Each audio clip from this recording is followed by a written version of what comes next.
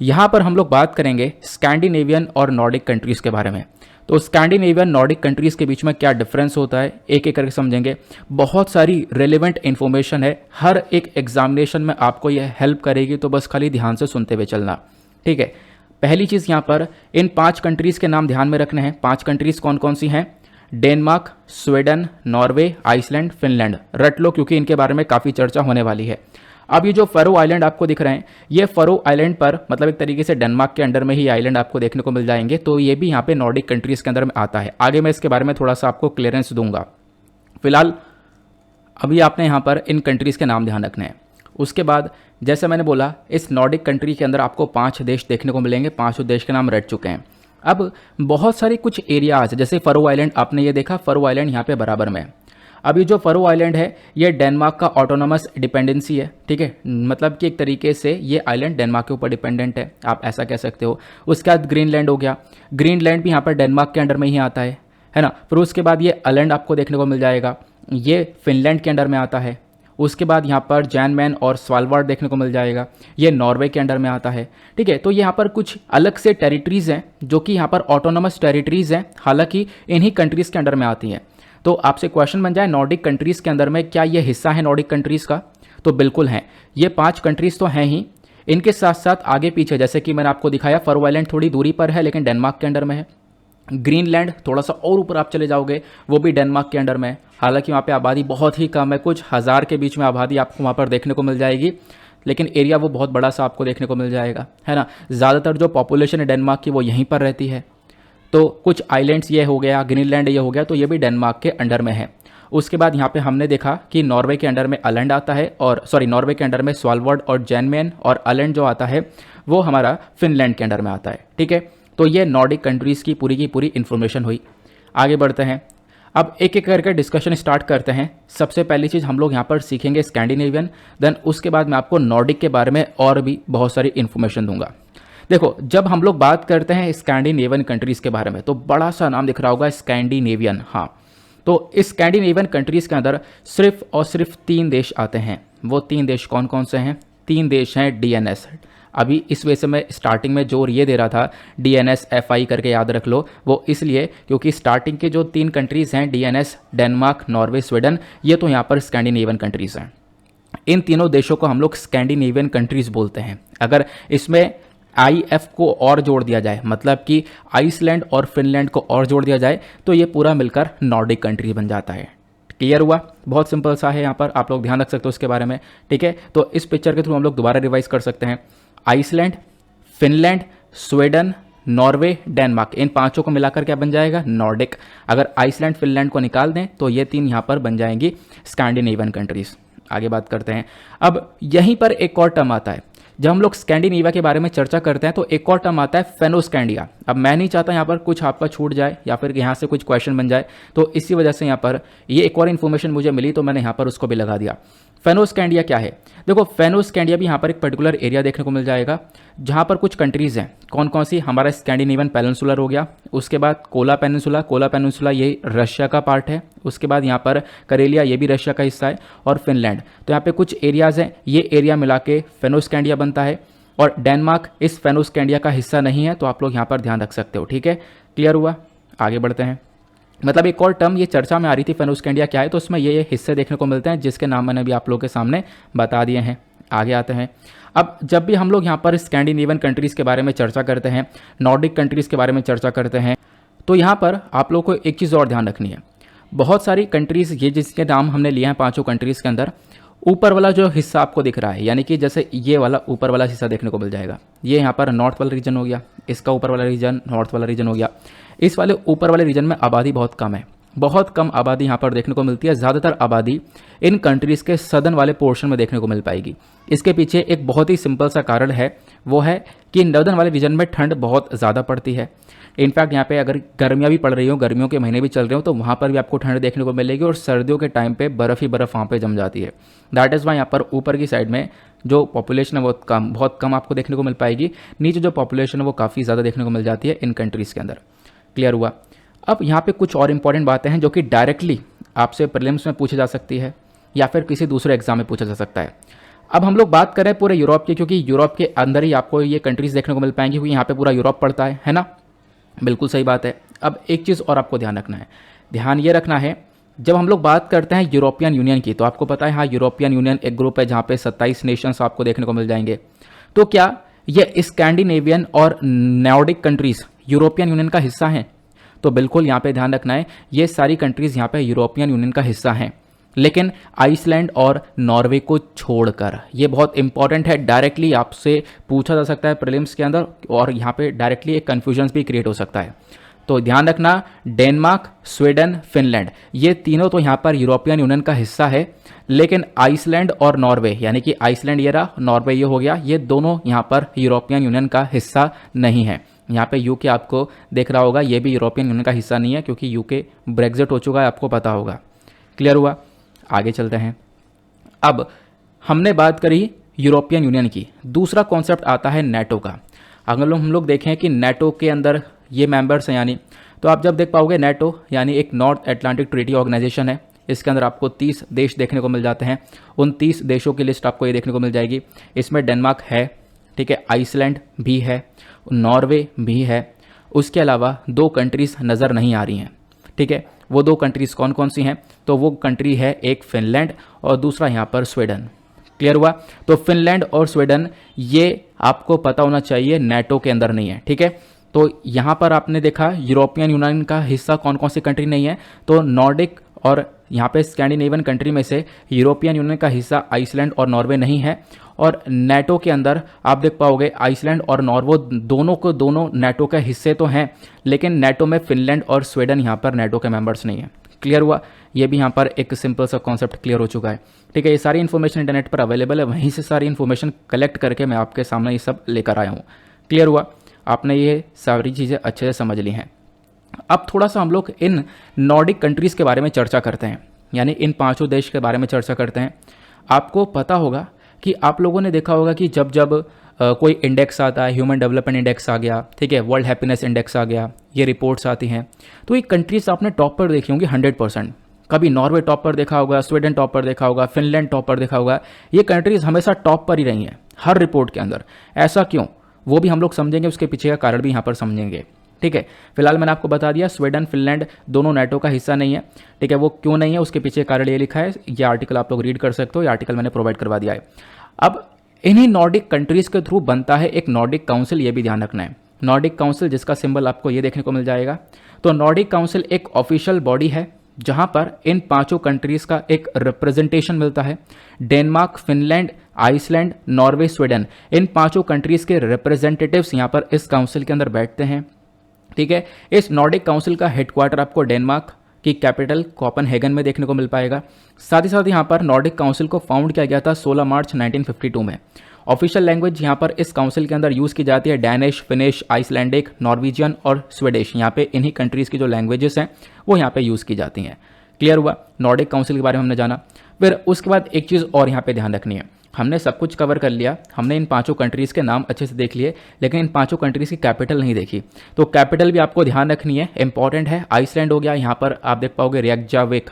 उसके बाद नॉर्वे के अंदर ओस्लो इसकी कैपिटल हो गई, डेनमार्क की कैपिटल कोपेनहेगन हो गई, स्वीडन की कैपिटल स्टॉकहोम हो गई और फिनलैंड की कैपिटल हेलसिंकी हो गई। स्टॉकहोम काफ़ी चर्चा में रहता है, आपको पता होगा। स्टॉकहोम की एक रिपोर्ट भी आती है, सिप्री रिपोर्ट है ना। स्टॉकहोम इस वजह से काफ़ी चर्चा में रहता है। आगे बढ़ते हैं। अब हम लोग कहाँ पे थे कि भाई इन कंट्रीज़ के अंदर इतना डेवलपमेंट कैसे, वो हम यहाँ पे मैं आपको बता रहा था। यानी जब आप लोग ह्यूमन डेवलपमेंट इंडेक्स देखते हो तो लंबे समय से ऐसे ही बहुत सारी रिपोर्ट्स पब्लिश हो रही हैं। आप यहाँ पर देख पाओगे नॉर्वे टॉप पर है, स्विट्जरलैंड टॉप पर है, सॉरी स्विट्जरलैंड तो यहाँ पर बात नहीं कर रहे हम, नॉर्वे की बात कर रहे हैं। नॉर्वे के बाद आप लोग देख पाओगे आइसलैंड भी यहाँ पर है, स्वीडन भी यहाँ पर है, फिर उसके बाद डेनमार्क भी यहाँ पर है, फिनलैंड भी यहाँ पर है। मतलब आप कह सकते हो 5 देश यहाँ पे टॉप पर हैं। कोई सा भी इंडेक्स उठा लो, कोई सी भी रिपोर्ट उठा लो, उसमें टॉप 10 में से कहीं ना कहीं यहाँ पर ये 5 कंट्रीज़ अपनी रैंकिंग तैयार करके बैठी रहती हैं। इतना ज़्यादा यहाँ पर डेवलपमेंट देखने को मिलेगा। ये तो मैंने आपको एक एग्जाम्पल दिखाया ह्यूमन डेवलपमेंट इंडेक्स का। दूसरा एग्जाम्पल देखो, ये रैंकिंग ऑफ हैप्पीनेस है कि कौन से देश में लोग कितने खुश हैं, है ना। प्रसन्नता रिपोर्ट जो रैंकिंग ऑफ हैप्पीनेस है, ये 2017 से 19 के अगर हम लोग देखें तो फिनलैंड टॉप पर है, फिनलैंड के बाद डेनमार्क, स्विट्जरलैंड, आइसलैंड, नॉर्वे। अरे ये लाइन से यहाँ पर पांचों कंट्रीज आ चुकी हैं, यानी कि ये पांचों वही नॉर्डिक कंट्रीज आ चुकी हैं। आप लोग देख पाओगे इन्होंने टॉप कर रखा है। ये मैं एग्जाम्पल के तौर पर दिखा रहा हूँ कि इन कंट्रीज़ की जो रैंकिंग है वो हमेशा इन रिपोर्ट्स इंडेसेस के अंदर हमेशा से टॉप पर ही रही है। आगे बढ़ते हैं। अब एक कारण क्या हो सकता है, क्योंकि पहला क्वेश्चन तो आपके दिमाग में यही आएगा कि हाँ हमने भी देखा है भाई, यहाँ पे हम नहीं पढ़ रहे हैं, ये लगातार इन कंट्रीज़ को टॉप पर देखा गया है, इसके पीछे कारण क्या हो सकता है। तो सबसे पहला कारण यहाँ पर नॉर्डिक मॉडल। ठीक है, नॉर्डिक कंट्रीज़ का जो मॉडल है वो अपने आप में कुछ अलग मॉडल है। सबसे पहली चीज़ मान लो यहाँ पर इन पांचों कंट्रीज़ की DNSFI, इन पांचों कंट्रीज़ की यहाँ पर सरकार बैठी है। इनकी कंट्री की जो सरकार है वो बहुत सारा टैक्स चार्ज करती है, बहुत सारा पैसा लेती है, मतलब बहुत सारा कर वसूलती है लोगों से। तो लोगों से यहाँ पर 50% तक टैक्स लिया जाता है, तो बहुत सारा टैक्स लिया जाता है। लेकिन उस टैक्स का बहुत अच्छा यूज़ भी होता है। यूज़ कैसे? इन नॉर्डिक कंट्रीज़ के अंदर एजुकेशन बिल्कुल फ्री है। इनफैक्ट अगर आप लोग PhD भी कर रहे हो तो भी यहाँ पर सरकार उसका पैसा देगी।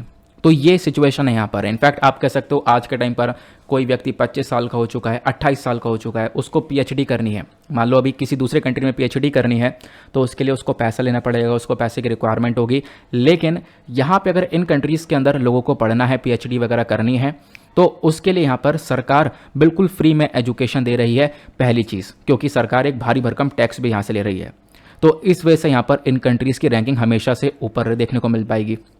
दूसरा रीज़न यहाँ पर क्या है कि नॉर्डिक कंट्रीज़ के अंदर फ्री हेल्थ केयर मिलता है। ठीक है, हेल्थ केयर के ऊपर ये कंट्रीज़ बहुत ज़बरदस्त तरीके से पैसा खर्चती हैं, प्लस वेलफेयर स्कीम्स के ऊपर भी बहुत सारा पैसा इन कंट्रीज़ के थ्रू खर्चा जाता है। ठीक है, तो ये तो हमारा नॉर्डिक मॉडल हुआ। आगे बात करते हैं। हमारे पास इन्वेस्टोपीडिया की एक रिपोर्ट है। इस रिपोर्ट के माध्यम से ये पता चलता है कि ये जो पांचों कंट्रीज़ है, इन पांचों कंट्रीज़ के पास में कुछ ना कुछ खासियत आपको देखने को मिल पाएगी, जिसकी वजह से बहुत बड़ा डेवलपमेंट इन कंट्रीज़ के अंदर देखने को मिलता है।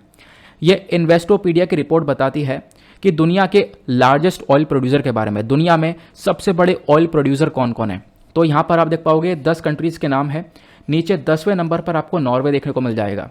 यहाँ पे बोला यह गया साल 2020 के अंदर नॉर्वे ने लगभग $22.6 बिलियन का जो ऑयल है वो एक्सपोर्ट किया था। तो नॉर्वे के अंदर बहुत सारे ऑयल रिजर्व्स मिलते हैं। Norway has the largest oil reserve in the western Europe, और बहुत सारा ऑयल नॉर्वे बेचता है दूसरे कंट्रीज़ को, वहाँ से पैसा कमाता है। तो नॉर्वे के अंदर आप देख पाओगे जो वेल्थ जनरेशन है वो यहाँ पर इसकी वजह से हो रहा है। उसी प्रकार से हम लोग बात करें स्वीडन की, मैं आपको एग्जाम्पल के तौर पर बता रहा हूँ कि हाँ इन कंट्रीज़ के पास में क्या क्या देखने को मिलता है, किस चीज़ का यूज़ करके इतनी तेज़ी से लोग आगे बढ़ रहे हैं। नॉर्वे के बाद हम बात करें स्वीडन की, तो यहाँ पे वर्ल्ड एटलस की रिपोर्ट है। स्वीडन भी यहाँ पर एक स्कैंडिनेवियन कंट्री है। अगर हम लोग बात करें स्वीडन के अंदर बहुत सारे नेचुरल रिसोर्सेज पाए जाते हैं। नेचुरल रिसोर्सेज की बात करें तो यहाँ पे बहुत सारे मिनरल्स देखने को मिलते हैं। Arsenic, copper, gold, iron, ore, lead, silver, uranium, zinc, tungsten, ये सारे नेचुरल रिसोर्सेज भरपूर मात्रा में पाए जाते हैं। न केवल नेचुरल रिसोर्सेज, इसके अलावा अरेबल लैंड्स, फॉरेस्ट भरपूर मात्रा में, और यहाँ पर फिशेस भी बहुत सारी देखने को मिलती हैं। ठीक है, अभी फिश वाले टॉपिक पर मैं आऊँगा वापस से, पहले फॉरेस्ट वाले टॉपिक को कवर करते हैं। यहाँ पे नेचुरल रिसोर्स की बात करें तो जंगल भी भरपूर मात्रा में मिलते हैं, जहाँ पर स्वीडिश पेड़ की कटाई करके पेपर को जनरेट करता है। पेपर इंडस्ट्री में स्वीडन यहाँ पे one of the top country आपको देखने को मिल जाता है। तो यहाँ से स्वीडन बहुत सारा पैसा कमाता है। ये तो मैंने आपको 2 कंट्रीज़ का एग्जाम्पल दिए। अगर हम लोग बाकी इन सारी 5 कंट्रीज़ के बारे में चर्चा करें तो इन 5 कंट्रीज़ में से हमेशा से जो फिश है ये बहुत इंपॉर्टेंट रहा है। फिश सेक्टर के अंदर इन कंट्रीज़ ने बहुत सारा पैसा खर्चा है, इनफैक्ट बहुत सारा पैसा कमाया भी है। तो फिश सेक्टर से मैंने जैसा बोला कि मछली को एक्सपोर्ट करने पर यहाँ पर बहुत सारा पैसा इन कंट्रीज़ ने अर्न किया। क्लियर हुआ? ये मैंने आप लोगों को बता दिया। आगे बात करते हैं। देखो एक चीज़ और है, जब इतना कुछ है इन कंट्रीज़ के अंदर में तो एक सबसे बड़ा फ़ायदा देखने को मिलता है। इन कंट्रीज़ के अंदर जो लाइफ एक्सपेक्टेंसी है वो बहुत ज़्यादा है। ये पॉइंट नोट डाउन करने वाला पॉइंट है। मतलब लोगों की जो ज़िंदगी है वो बहुत लंबी होती है, बहुत लंबे समय तक लोग जीते हैं, ऐसा यहाँ पर बोला गया है। फ्री हेल्थ केयर मिल रहा है, फ्री एजुकेशन मिल रही है, और सबसे इंपॉर्टेंट चीज़ यहाँ पर हाई लेवल ऑफ लिटरेसी भी देखने को मिलती है। हाई लेवल ऑफ लिटरेसी मतलब ज़्यादा पढ़े लिखे लोग आपको देखने को मिल जाएंगे। लिटरेसी रेट बहुत ज़्यादा है। ऐसा क्यों, ये तो आपको पता है, ये वाला कारण, क्योंकि टैक्स जो पैसा आया सरकार के पास में, वो टैक्स सरकार ने यहाँ पर फ्री एजुकेशन के ऊपर खर्चा है। ठीक है, तो बहुत सारा यहाँ पर ये लोग एजुकेशन के ऊपर पैसा खर्चते हैं, जिसकी वजह से हमने देखा है लिटरेसी रेट भी बहुत तगड़ा देखने को मिल जाता है यहाँ पर। क्लियर हुआ? तो ये सारी इन्फॉर्मेशन मैंने आपको इन कंट्रीज़ के बारे में प्रोवाइड करवा दी है।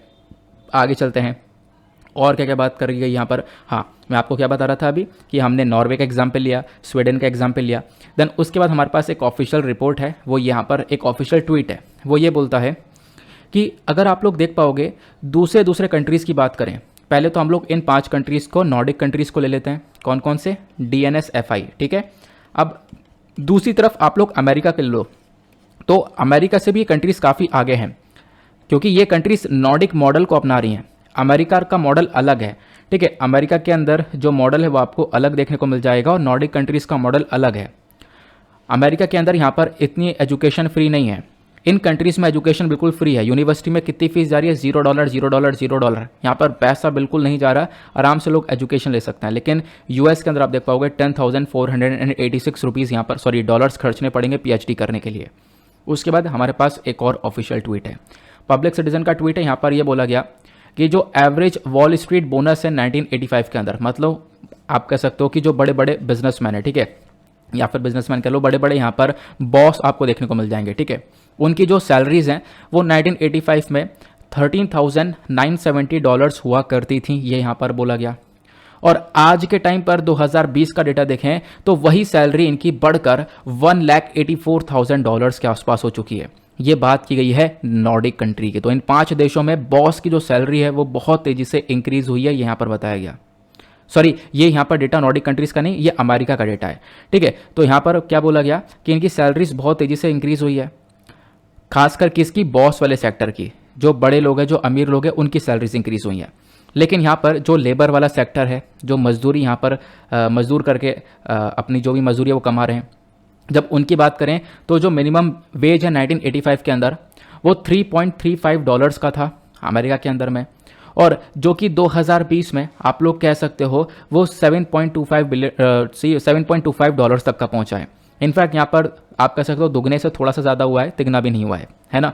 तो ये यहाँ पर बोला गया कि अमेरिका का मॉडल और नॉर्डिक मॉडल के बीच में एक डिफरेंस है। डिफरेंस ये है कि नॉर्डिक मॉडल में लोगों ने, मतलब जो कंट्री की यहाँ पे जो सरकार है, उन्होंने खूब सारा पैसा खर्चा है लोगों के फ्री एजुकेशन के ऊपर, लोगों के वेलफेयर के ऊपर, लोगों के एम्प्लॉयमेंट के ऊपर भी काफ़ी सारा पैसा खर्चा गया है।